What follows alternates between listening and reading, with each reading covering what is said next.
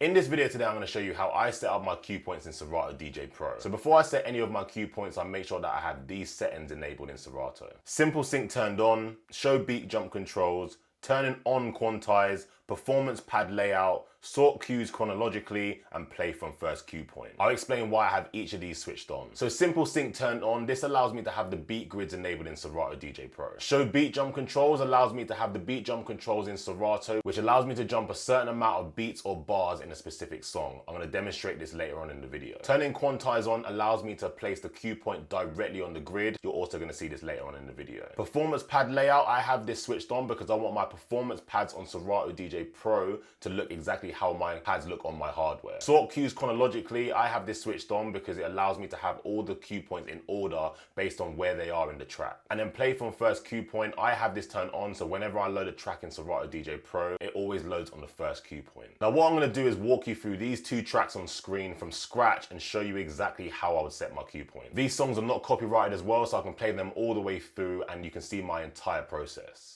So the first track is Get Dangerous by This Side of Danger. It's a 73 BPM track, so what we're going to do is load it onto deck 1. So the first thing I do is set a cue point right at the start of the track. So what I'm going to do is just press 1 on my keyboard, and that will set a cue point on the track. What I also do is make sure that the beat grid is lined up exactly on the first cue point as well. So what I'm going to do is I'm going to have this queued up here, and if I need to adjust it later on in the track, I can. So then what I do after I set the first cue point is I'll play the track and then I'll wait for the actual drop of the track. So let's do that now.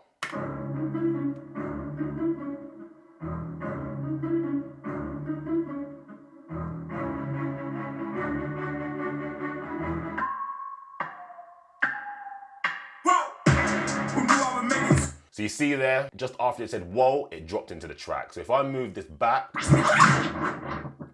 what I'm now going to do is set a cue point on the drop of the track. So I'm going to click number 2, and this is going to set my second cue point. So now what we have is a cue point at the start of the track and a cue point at the drop. What you can also do is update the names of these cue points. So if you double click this, I normally call this start, and then I normally call this drop.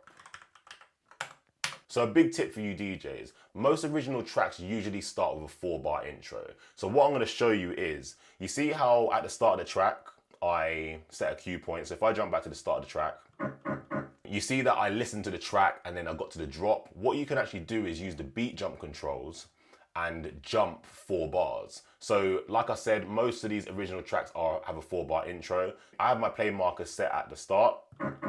Then what I can do is use this beat jump control here, and you can see that it immediately jumps to the drop of the song.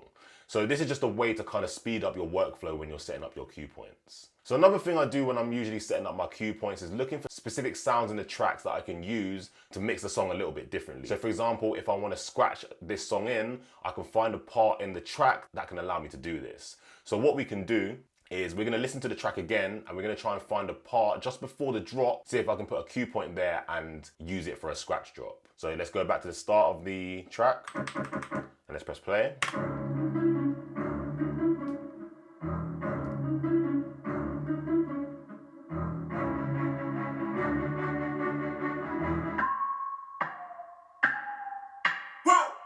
So you see that whoa bit? What we're going to do is set a cue point on that. So if I move this back,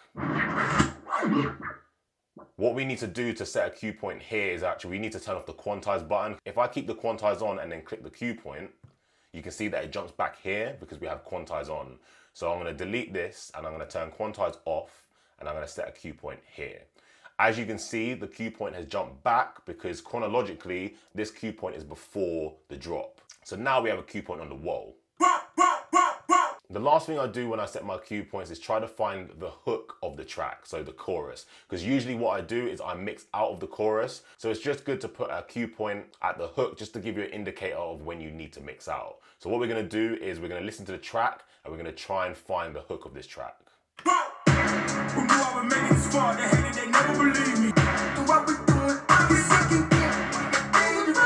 Right, so there.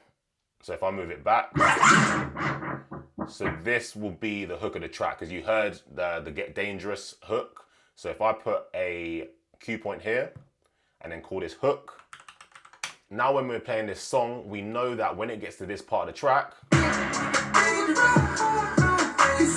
we know to bring our next track in and start getting ready to mix out. So that was me setting my cue points for this first track. What we're gonna do is set the cue points for the second track, and it's just a little bit different. So what we're gonna do is load this track onto deck 1.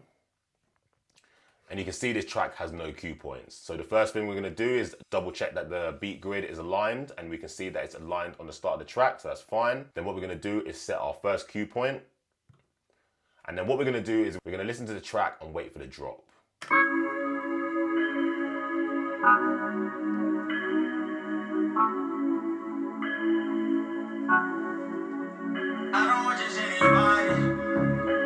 Right, so you see there, obviously vocals started, but that wasn't the actual drop of the song. So what I usually do is I will put a cue point here and call this half. So this is like halfway through the intro. So the intro of this track is 8 bars long. So we're gonna put a cue point here and name it half. And then I'm gonna set a cue point here and name it start. And then what we're gonna do, we're gonna carry on the song and wait for the drop.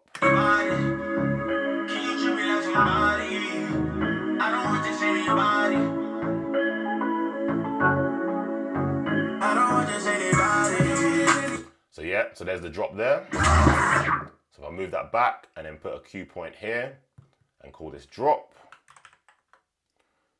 So there we've just set a cue point for this track. It's an 8-bar intro. We've had to set 3 cue points here where we've got the start, halfway through the intro, and then the drop. So just before the drop, you heard the song say, I don't want just anybody. So if I move this back and press play from here, what we can do is set a cue point there so we know to bring that track in so everyone can hear the I don't want just anybody. Let me set the cue point on this. As you can see that it moves it because it's chronological order. So I'll just put I don't just want anybody. Like I said for the previous track, I'm gonna show you a DJ tip of how you can do this even quicker. So what we're gonna do is we're gonna get rid of all these cue points. We're gonna set a cue point right at the start. Then what we can do is beat jump forward, set a cue point here, and then beat jump forward, set a cue point here, and now all our cue points are set for this track. We can move it back, set a cue point here, and now we have all our cue points done, and it was done a lot quicker. So let me just name all these again. So half, don't just want anybody, and then drop. And then what we can do for this track as well, we can try and find a hook. So let's try and find that now. So you can see that the second hook is there, so we can set a cue point here. And then we can name that hook. So now we have all the cue points set for these 2 tracks. So that's how I set my cue points in Serato DJ Pro. Hopefully you can take what I've said in this video and use it for your own workflow. Now that you've watched this video, check this video out here where I show you how you can move your Serato DJ library over to Rekordbox and move over your cue points as well. I'll catch you in the next video.